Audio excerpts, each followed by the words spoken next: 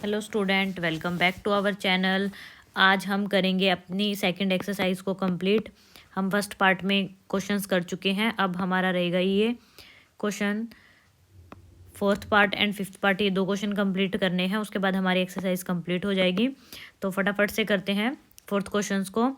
ये काफ़ी important questions हैं, बोथ क्वेश्चंस काफ़ी टाइम रिपीट हो चुके हैं एग्जाम में, सो प्रिपेयर अच्छे से करना है आपको। तो फर्स्ट क्वेश्चन क्या रहेगा आपका, the taxi charges in a city consist of a fixed charge together with a charge for the distance covered. तो मतलब आपका फिक्स चार्ज प्लस में डिस्टेंस कवर्ड का चार्ज है।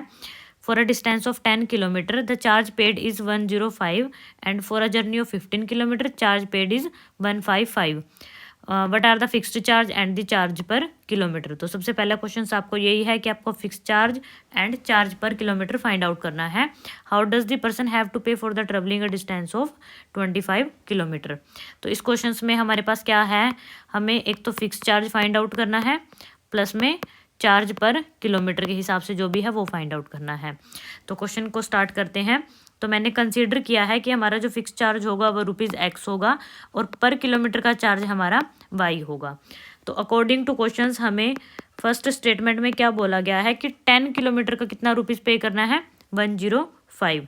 तो यानी कि जो मेरा फिक्स चार्ज है वो तो लगेगा ही लगेगा, प्लस में 1 किलोमीटर का चार्ज Y है, तो मेरा 10 किलोमीटर का क्या हो जाएगा 10Y, और टोटल कॉस्ट मुझे इसकी क्या पे करनी है 105।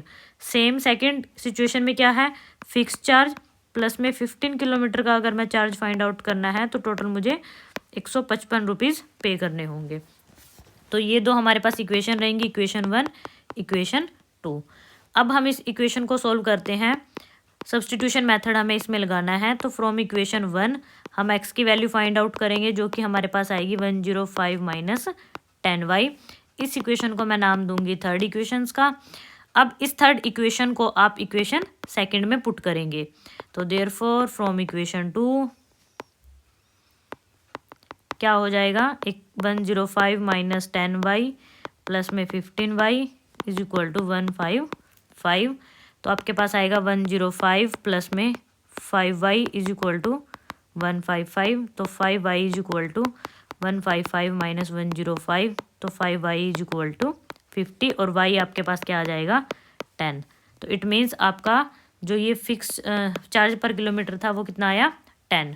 अब इस y की वैल्यू को अगर मैं यहाँ पे इस इक्वेशन में पुट कर दूँ तो 105 में से इसको माइनस करके आपके पास क्या आएगी x की वैल्यू। तो देयरफॉर 105 माइनस 10 इंटू 10, तो कितना आएगा 105 माइनस x, तो x इज इक्वल टू 5। ये रहेगा आपका चार्ज पर किलोमीटर। तो आप लास्ट में लिखोगे hence fix charge is ₹5 and charge per kilometre is ₹10।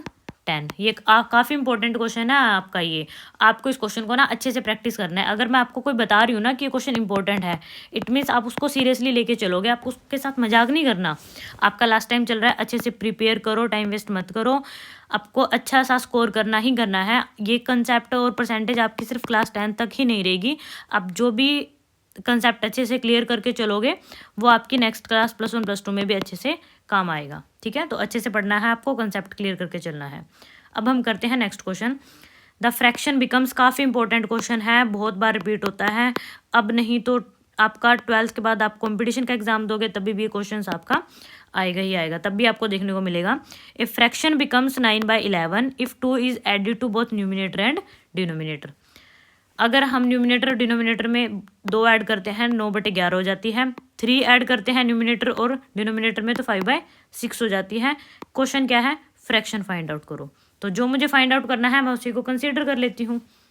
तो नेक्स्ट क्वेश्चन हमारा रहेगा, फ्रैक्शन फाइंड आउट करनी है ना, तो मैंने कंसीडर किया कि मेरी जो फ्रैक्शन है वो x/y कंसीडर किया।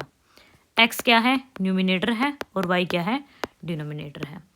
अब अकॉर्डिंग टू क्वेश्चन क्या कह रहा है, अगर मैं न्यूमिनेटर और डिनोमिनेटर बोथ में 2 ऐड करूं, ठीक है, तो इस फ्रैक्शन की वैल्यू क्या हो जाएगी 9/11। देखो यही बोला गया है, 2 added to both denominator and numerator, fraction 9/11 हो जाएगी। क्लियर। तो सेकंड इक्वेशन में क्या है, अगर आप 3 ऐड करते हो, 3 ऐड करने पे क्या हो जाएगा 5/6 एंड x और y बोथ, 3 ऐड करने पे क्या हो जाएगा 5/6। अब आपके पास ये दो क्वेश्चन की दो सिचुएशंस गिवन है। अब आप फर्स्ट इक्वेशन को पहले क्रॉस मल्टीप्लाई करोगे, ठीक है। क्रॉस मल्टीप्लाई करके सोल्व करोगे तो क्या आएगा 11x प्लस में 2 is equal to 9y plus में 2। ब्रैकेट ओपन करोगे तो सोल्व करोगे तो 11x आएगा, यहाँ से 9y आएगा, और ये 22, और ये कितना हो जाएगा 18। तो 18 माइनस 22 तो 11x प्लस में 9y इज इक्वल टू -4। ये इक्वेशन 1 हो जाएगी। सेम यहाँ पे भी आप क्रॉस मल्टीप्लाई करोगे तो क्या आएगा 6x plus 3 is equal to 5y plus 3। Clear. अब सेम आप इस इक्वेशन को भी सोल्व करोगे, मल्टीप्लाई करोगे तो 6x, यहाँ पे 5y, इधर आके माइनस का 5y हो जाएगा, 15 माइनस 18 तो 6x minus 5y is equal to -3। ये इक्वेशन आपकी 2 हो जाएगी। तो आपको सेम सब्सटीट्यूशन मेथड से सोल्व करना है।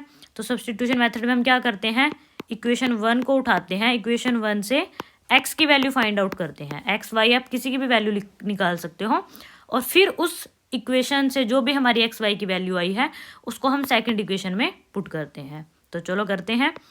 11x is equal to -4 minus 9y, x is equal to -4 minus 9y is equal to 11। ये होगी आपकी इक्वेशन 3।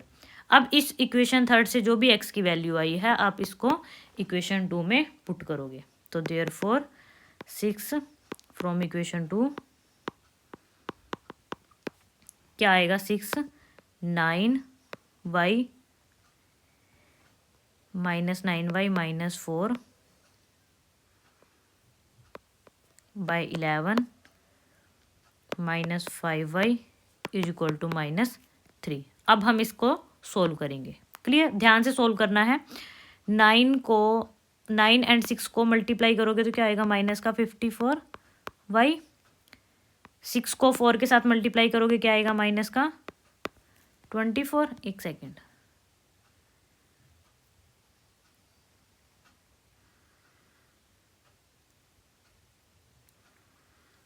आपके पास सॉरी मिस्टेक हो गया। ये देखिए आपके पास ये क्या था, यहाँ पे